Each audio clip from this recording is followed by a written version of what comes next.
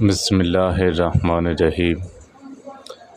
ابو موسیٰ اشعری رضی اللہ تعالیٰ عنہ بیان کرتے ہیں، رسول اللہ صلی اللہ علیہ وسلم نے بیان فرمایا، قرآن کی خبر گیری کرتے رہو۔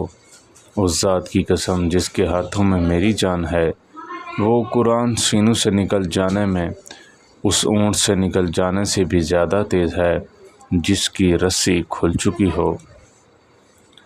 حضرت جندب بن عبداللہ رضی اللہ تعالیٰ عنہ بیان فرماتے ہیں، رسول اللہ صلی اللہ علیہ وسلم نے فرمایا، قرآن اس وقت تک پڑھو جب تک تمہارے دل اس پر متوجہ ہوں، اور جب تمہارے خیالات منتشر ہو جائیں پھر اسے پڑھنا چھوڑ دو۔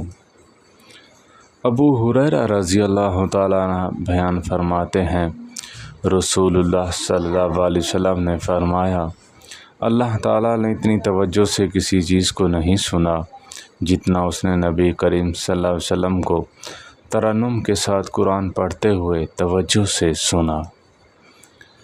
حضرت ابو ہریرہ رضی اللہ تعالیٰ عنہ بیان فرماتے ہیں، رسول اللہ صلی اللہ علیہ وسلم نے فرمایا کہ جو شخص خوش الحانی سے قرآن نہیں پڑھتا وہ ہم میں سے نہیں۔ حضرت براء بن عازب رضی اللہ تعالیٰ عنہ فرماتے ہیں، رسول اللہ صلی اللہ علیہ وسلم نے فرمایا، اپنی آوازوں کے ذریعے قرآن کو مزین کرو۔ عبداللہ بن عمر رضی اللہ تعالیٰ عنہ سے روایت ہے، رسول اللہ صلی اللہ علیہ وسلم نے فرمایا، جو شخص 3 دن سے کم مدت میں قرآن ختم کرتا ہے وہ قرآن فہمی سے محروم رہتا ہے۔